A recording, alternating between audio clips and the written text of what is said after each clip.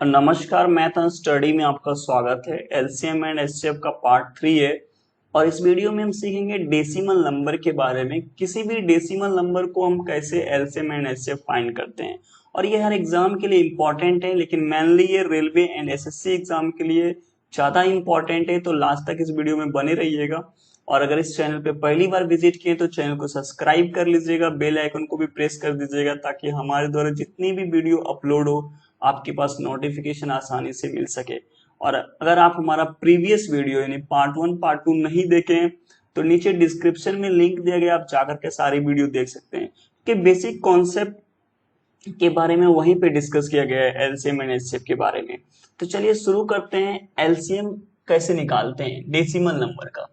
तो कहता है कि find LCM and HCF of decimal number. तो फर्स्ट एग्जांपल दिया गया है, find the LCM of 1.6, 3.6, 8 and 10। इसका मुझे एलसीएम निकालना है। पहले तो ये डेसिमल नंबर दिया होगा, डेसिमल नंबर से मुझे क्या निकालना है, एलसीएम फाइंड करना है।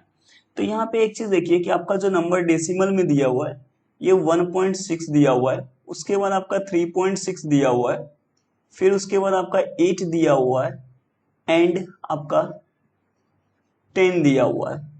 ये आपका मतलब नंबर में दिया हुआ है, 4 नंबर दिया हुआ है, यहाँ पे 4 वैल्यू दिया हुआ है। अब देखिए 1.6 है, यहाँ पे ये पॉइंट है आपका 1.6 है, फिर 3.6 है। तो आप देखिए दशमलव के बाद कितने अंक हैं, दशमलव के बाद एक ही अंक है और यहाँ पे तो दशमलव के बाद कुछ भी नहीं है। तो सबसे पहले चारों वैल्यू को एक समान करना पड़ेगा, यानी दशमलव के बाद एक अंक सारे वैल्यू को एक समान करना पड़ेगा। तो उसके लिए क्या करना पड़ेगा, ये यहाँ पे 1.6 है, उसके बाद मेरा ये 3.6 है, उसके बाद जो 8 है मेरा 8 पॉइंट अगर 0 लिखते हैं तो कोई भी अंतर नहीं होगा, कोई भी डिफरेंस नहीं होगा, कोई भी दिक्कत नहीं होगा। और दूसरा जो 10 है इसमें भी हम पॉइंट के बाद एक 0 लगा देते हैं। तो आप देखिए दशमलव के बाद एक एक डिजिट यानी एक एक अंक देखिए यहाँ पे हो गया, ये भी एक अंक, ये भी एक अंक और ये भी एक। अब ये जो डिजिट है मेरा एक एक अंक हो गया, इक्वल सब हो गया, सब बराबर हो गया, दशमलव के बाद एक एक अंक हो गया। अब इस वैल्यू को हम दशमलव के बाद एक डिजिट है, एक अंक है, तो हमको क्या करना पड़ेगा, 10 से मल्टीप्लाई कर दीजिए। अगर हम 10 से मल्टीप्लाई करेंगे तो ये कितना हो जाएगा, 16 हो जाएगा। कैसे हो गया, यहाँ पे अगर 1.6 है और यहाँ पे अगर पॉइंट हटाइएगा तो ये आपका 10 आ जाएगा, और 10 से अगर आप मल्टीप्लाई करते हैं तो ये 10 कैंसिल हो जाएगा, तो आपका क्या बचेगा, 16 बचेगा। तो इसी तरह यहाँ पे 16 हो गया, 3.6 है यानी 10 से मल्टीप्लाई कीजिएगा तो ये हो जाएगा आपका 36। 8.0 है 10 से मल्टीप्लाई कर दीजिएगा ये हो जाएगा 80। फिर यहाँ पे 10.0 है 10 से मल्टीप्लाई कर दीजिएगा तो ये हो जाएगा आपका 100। अब यहाँ पे 16, उसके बाद 36, उसके बाद 80 और उसके बाद आपका 100। अब इसका मुझे एलसीएम फाइंड करना है। एलसीएम फाइंड करने के लिए सबसे पहले 2 से करेंगे, 8 दूनी 16, फिर 18 दूनी आपका 36 हो गया, 40 दूनी 80 हो गया और ये 50 दूनी आपका 100 हो गया। फिर यहाँ पे 2 से करेंगे, 2 4 8, फिर यहाँ पे 9 9 दूनी 18, फिर आपका 20 दूनी 40 और ये 25 दूनी आपका क्या हो जाएगा, 50 हो जाएगा। फिर यहाँ पे आपका 2 टाइम में जाएगा तो 2 दूनी 4 हो गया, फिर 9 हो गया और 10 दूनी 20 हो गया और यहाँ 25 हो गया। फिर ये 2 बार में जाएगा तो 2 बार में करेंगे, 2 1 हो गया, ये 9 हो गया, 5 दूनी 10, ये 5 हो गया और ये 25 का 25 हो गया। अब यहाँ एक बार 5 टाइम में जाएगा, ये 5 टाइम में आप करते हैं तो ये 1 हो गया आपका, ये 9 हो गया, ये 5 1 5 हो गया, ये 5 5 25 हो गया। तो यहाँ पे देखिए आपका जो निकल रहा है 2 है मल्टीप्लाई बाय 2 है, फिर मल्टीप्लाई बाय 2 है, उसके बाद 2 है, तो यानी ये 4 तो है आपका 2 इंटू 2 इंटू 2 तक। उसके बाद 5 है तो यहाँ पे आप 5 दे दीजिए। फिर यहाँ पे क्या है 9 है और 1 से तो कोई मतलब नहीं, 1 से कोई भी वैल्यू को मल्टीप्लाई करेंगे तो 1 ही होगा। उसके बाद फिर आपका क्या है 5। तो यहाँ पे देखिए 2 दूनी 4 दूनी 8 दूनी 16, 16 पंचे 80 और 80 और अगर करेंगे 9 से 80 हो गया, 80 पंच से कितना हो गया 400, 400 गुने 9 हो गया 3600, तो यहाँ पे हो गया आपका 3600। तो ये जो 3600 हुआ क्या ये एलसीएम है? नहीं, ये एलसीएम इसलिए नहीं है क्योंकि आप यहाँ पे दशमलव को हटाने के लिए 10 से मल्टीप्लाई किए थे, तो यहाँ पे पूरी वैल्यू को आपको क्या करना पड़ेगा, 10 से डिवाइड कर दीजिए लास्ट में।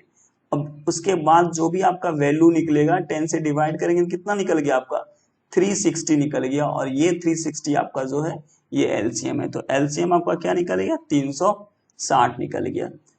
ठीक है, क्यों 10 से डिवाइड क्यों किया, क्योंकि हमने 10 से स्टार्टिंग में क्या किए थे, मल्टीप्लाई किए थे, तो इसीलिए हमको 10 से लास्ट में डिवाइड करना पड़ा। तो 360 इसका क्या हो गया, आपका एलसीएम हो गया। चलिए सेकेंड नंबर पे, सेकेंड नंबर क्वेश्चन है example, find the LCM of 3, 2.7, 0.09। इसका एलसीएम फाइंड करना है। अब यहाँ पे देखिए 3 है मेरा, ये 3 है, उसके बाद 2.7 है, ये आपका 2.7 हो गया, उसके बाद 0.09 हो गया।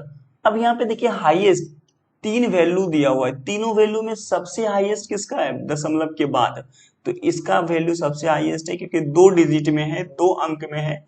ये सब वैल्यू देखिए 1 अंक में, ये भी, ये तो एक भी अंक में नहीं है, तो हमको सबको बराबर करना है, 2-2 अंक दशमलव के बाद में लाना है, सबसे पहले तो ये करना है। तो इसको लाने के लिए हम क्या करेंगे, 3 पॉइंट, अगर हम 0 दें तो कोई अंतर नहीं होगा, अगर 2.7 है, 2.7 है तो एक 0 दे दिए, तो ये भी दशमलव के बाद 2 अंक, ये भी दशमलव के बाद 2 अंक, उसके बाद लास्ट में क्या है, ऑटोमेटिक लास्ट में तो जो 0.9 दशमलव के 2 अंक तो है ही, तो हम पहले क्या किए, सबको दशमलव के बाद 2-2 अंक में ला दिए। इसके बाद क्या करना है, दशमलव के बाद 2 अंक है, तो इसको क्या करना है, 10 से मल्टीप्लाई इस बार नहीं करना है, इस बार 100 से करना है। क्यों, क्योंकि दशमलव के बाद 2 अंक है, तो इसलिए दशमलव के बाद 2 अंक नहीं 100 से मल्टीप्लाई करेंगे, जैसे 2 0 लगा देंगे तो 100 से मल्टीप्लाई कर देंगे। इसमें अगर 100 से मल्टीप्लाई किए तो ये हो जाएगा आपका 300, ये हो जाएगा आपका 270, और ये आपका हो जाएगा 009, मतलब ये 9 हो जाएगा। अब यहाँ पे देखिए कि 300, 270 और उसके बाद 9 है। अब इसका हमको निकालना है एलसीएम। एलसीएम निकालने के लिए सबसे पहले आप 2 से कीजिए, तो ये 150 हो गया। उसके बाद यहाँ पे देखिए 1 हो गया ये, और 135 हो गया, और ये 9 का 9 ही रह जाएगा। फिर यहाँ पे क्या कीजिए आप, अब 5 से कर दीजिए, 3 से हो सकता है, 5 से हो जाएगा, तो 5 से करेंगे 30 हो जाएगा, ये 30 पंचे 150, और ये हो गया 5 दूनी 10, 3 7 पंचे 35, ये 27 हो गया, और ये 9 हो गया। 3 से भी खिला सकते थे, 3 से ये दोनों डिजिट खा सकते थे, कोई दिक्कत नहीं है। अब यहाँ पे 3 से कर लीजिए, 3 10 30, 9 3 27, और ये 3 3 9, फिर 3 से हो जाएगा, फिर 3 से आप खिला दीजिए, 3 से करेंगे तो ये 10 हो जाएगा आपका, ये 3 3 9 हो गया, और ये 1 हो गया। अब 10 और 3 अकेला है, सिंगल सिंगल डिजिट है, तो करने की कोई जरूरत नहीं है। अब यहाँ पे देखिए 2 है, उसके बाद मल्टीप्लाई 5 है, फिर मल्टीप्लाई आपका 3 है, 3 है, और एक और 3 है, और लास्ट में क्या है 10 है। अब देखिए 5 दूनी 10 हो गया, यहाँ तक आपका 10 हो गया, फिर 3 3 9 27, यहाँ तक 27 हो गया, और फिर लास्ट में क्या है आपका 10 है। अब देखिए 10 को 10 से गुना करेंगे 100 हो जाएगा, 100 इंटू 27 यानी 2700 हो गया। अब देखिए यहाँ पे 2700 हो गया, बट यहाँ पे ये फाइनल आंसर है, नहीं है। क्यों नहीं है, क्योंकि हम 100 से मल्टीप्लाई किए थे, इसलिए इस नंबर में क्या करेंगे, हम 100 से डिवाइड कर देंगे। तो 2700 को अगर 100 से हम डिवाइड कर देते हैं तो कितना वैल्यू निकल गया इसका एलसीएम, तो इसका एलसीएम निकल गया आपका 27। तो ये 27 इसका आंसर हो गया। तो देखिए कैसे आप आंसर आसानी से निकाल सकते हैं। अब चलिए नेक्स्ट चलते हैं हम, हाउ टू फाइंड एचसीएफ। अब एचसीएफ फाइंड कैसे करते हैं, इसमें सेम जो लास्ट एग्जांपल था उस एलसीएम का, उसी का एग्जांपल सेम लिए। यहाँ पे आपका डिजिट दिया हुआ है, एक है 3 आपका, उसके बाद आपका है 2.7 है, फिर आपका लास्ट में 0.09 है, 0.09 है। अब यहाँ पे देखिए हाईएस्ट दशमलव के बाद 2 अंक है, सबको 2 अंक में पहले लाना पड़ेगा। इसको लाने के लिए क्या करेंगे हम, 3.00 करना पड़ेगा, उसके बाद 2.70 करना पड़ेगा, 2.70, उसके बाद यहाँ पे 0.09 में करना पड़ेगा। अब यहाँ पे क्या करना है कि दशमलव के बाद 2 स्थान 2 डिजिट है, तो इसको मल्टीप्लाई करना पड़ेगा 100 से। 100 से मल्टीप्लाई करेंगे तो ये हो जाएगा आपका 300, ये हो जाएगा 270 और ये हो जाएगा आपका 9। अब मुझे HCF निकालना है। HCF तो देखिए इसमें दो मेथड आपको बताए थे, ऐसे एलसीएम में भी हम दो मेथड बताए थे और इसमें भी दो मेथड बताए थे। अगर हम HCF मान लीजिए दो मेथड से बताते हैं आपको, एक तो शॉर्टकट मेथड रहेगा और एक HCF का डिवीजन मेथड रहेगा। तो ये मान लीजिए इधर हम डिवीजन मेथड लिखते हैं, डिवीजन मेथड लिखते हैं और ठीक है पहले डिवीजन मेथड से करते हैं। देखिए 300 को हम 270 से डिवाइड कर देंगे। दो डिजिट को कंपेयर करिए, आप दोनों किसी भी दो नंबर को ले सकते हैं, 270 को 9 से भी कर सकते हैं।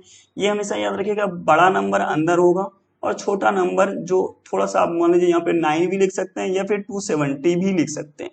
तो छोटा नंबर से हम डिवाइड कर दिए 300 को, वन टाइम में किए तो ये क्या हो जाएगा आपका 270 हो गया, ये 0 हो गया और ये 3 हो गया और ये तो हट ही गया। अब 30 जो है आपका ये 270 यहाँ आ जाएगा, ये 270 यहाँ आ गया। अब देखिए 30 जो है 7 बार में कितना हो जाएगा 210 हो गया, 9 टाइम में आपका कितना हो जाएगा 270 हो जाएगा, 270 आ गया। और ये यहाँ पे लास्ट तब तक करना जब तक 0 नहीं आ जाए। अब यहाँ पे 9 आया तो यहाँ पे 9 एंड जो एक बचा हुआ है 9, इस दोनों को करेंगे, इस दोनों को करेंगे 9 यहाँ पे सॉरी यहाँ पे 30 निकल गया, 9 लिख दिया हम यहाँ पे, 9 नहीं होगा 30 होगा। इस 30 को इस 30 को 9 के साथ करेंगे क्योंकि इस दोनों में किए तो 30 निकल गया, ये जो यहाँ पे निकला हुआ है ना ये 30 निकल गया। अब ये 30 को 9 के साथ करेंगे तो यहाँ पे लिखिए 9 से छोटा नंबर से डिवाइड करेंगे, ये लिखेंगे 30। तो 9 तिया 27, 3 बार में हो जाएगा 27 यहाँ पे हुआ तो क्या हो जाएगा आपका 3 हो गया।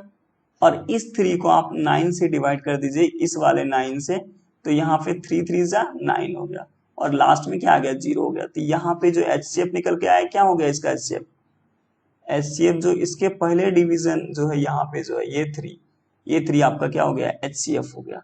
ये तो हो गया आपका डिवीजन मेथड से। अब शॉर्टकट मेथड से कैसे बनाएंगे इसको, शॉर्टकट मेथड से आप कैसे निकालेंगे, तो शॉर्टकट मेथड में देखिए 300 है, उसके बाद 270 है और उसके बाद 9 है।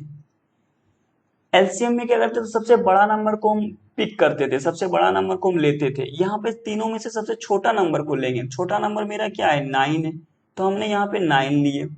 अब 9 क्या 9 से डिवाइड हो जाएगा, हाँ कट जाएगा, 279 से करेंगे ये भी हो जाएगा, लेकिन 300 को 9 से डिवाइड करेंगे तो कभी भी नहीं कटेगा, इसीलिए 9 नहीं होगा। अब 9 नहीं होगा तो फिर कौन सा होगा, अब 9 के मल्टीपल और कौन हो सकते हैं, 3 3 जा 3 3 जा 9 हो सकता है 3, क्या 3 जो है आपका 3 9 को डिवाइड करेंगे 3 से तो कट जाएगा, 270 को 3 से डिवाइड करेंगे तो क्या हो जाएगा 270 को आप 3 से डिवाइड हो ये भी हो जाएगा, और 3 को 300 को 3 से डिवाइड करेंगे तो ये भी कट जाएगा।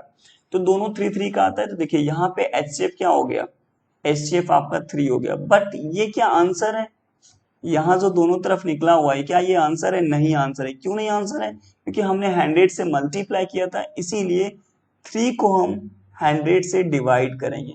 यहाँ पे भी 3 को 100 से डिवाइड करेंगे, यहाँ पे भी करेंगे, तो यहाँ पे भी अगर हम 3 को 100 से डिवाइड करते हैं तो 0.03 निकलता है मेरा, और इसमें भी 3 से डिवाइड करते हैं तो 0.03 निकलता है।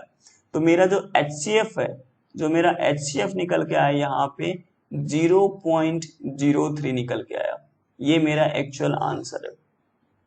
अब देखिए शॉर्टकट मेथड से भी आसानी से निकाल लिए और आपका डिवीजन मेथड से भी आसानी से निकाल लिए। शॉर्टकट मेथड में क्या हुआ, थोड़ा कम टाइम लगा HCF निकालने में, बहुत आसानी से हम निकाल सकते हैं।